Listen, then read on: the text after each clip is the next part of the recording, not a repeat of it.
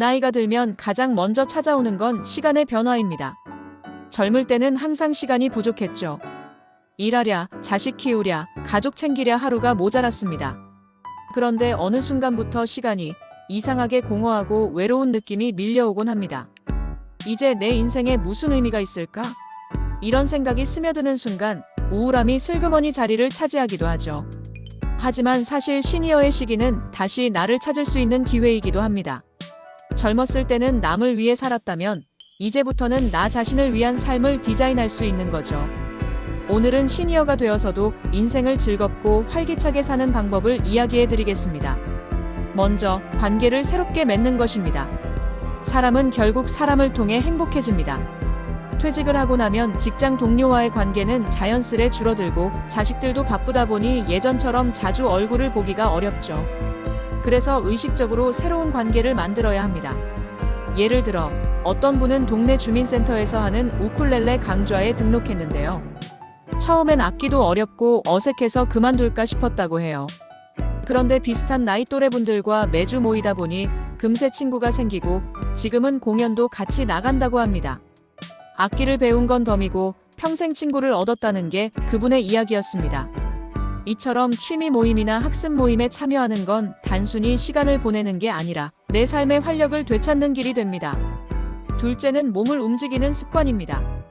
많은 연구가 말하듯 운동은 우울증 예방에 탁월합니다. 매일 같은 시간에 산책을 하거나 집 근처 공원에서 가볍게 스트레칭만 해도 좋습니다. 실제로 70대 한 분은 퇴직 후 무기력증이 심했는데 동네 걷기 동호회에 들어가면서 완전히 달라졌다고 합니다. 아침마다 모여서 3km씩 걷고 끝나고 나면 같이 아침을 먹기도 하는데요. 그분은 이렇게 말했습니다. 집에만 있을 땐 하루가 너무 길었는데 지금은 내일이 기다려져요. 몸이 움직이면 마음이 움직입니다. 꾸준한 운동은 단순한 건강관리 이상의 의미가 있다는 걸 꼭 기억하세요. 셋째는 작은 목표를 세우는 것입니다. 목표가 없으면 하루가 늘어지고 삶의 의미가 옅어집니다. 그렇다고 해서 책을 1년에 100권 읽겠다 같은 큰 목표를 세울 필요는 없어요.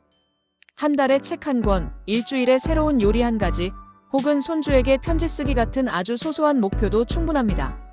어떤 할머니는 스마트폰으로 사진을 배우겠다는 목표를 세웠습니다. 처음에는 카메라 앱을 켜는 것조차 버거웠지만 매일 한 장씩 찍으면서 이제는 가족들 사진을 멋지게 찍어준다고 해요. 그리고 가족 단톡방에 사진을 올릴 때마다 손주들이 할머니 사진 잘 찍네 라고 칭찬해주니 자신감이 넘친다고 하셨습니다. 이처럼 작은 성취감이 모이면 나는 여전히 성장하고 있다는 기쁨을 느낄 수 있습니다. 넷째는 자기 돌봄입니다. 우리는 평생 가족을 위해 희생하면서 살아왔습니다.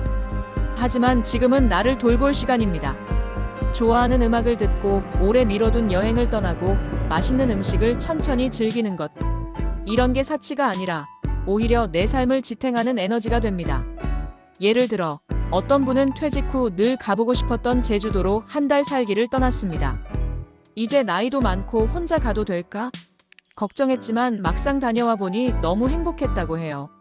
새로운 사람들을 만나고 자연을 바라보면서 아직 내가 살아있구나라는 감각을 느꼈다고 합니다. 그리고 마지막은 감사하는 마음입니다.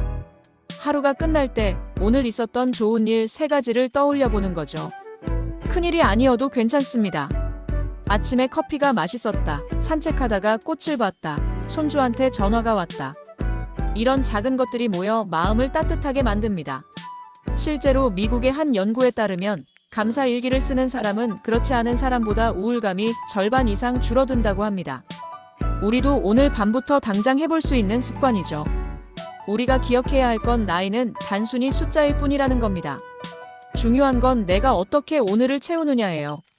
관계, 몸, 작은 목표, 자기 돌봄, 감사하는 마음. 이 5가지가 모이면 외로움 대신 설렘으로, 공허함 대신 활기로 가득 찬 두 번째 인생을 살 수 있습니다.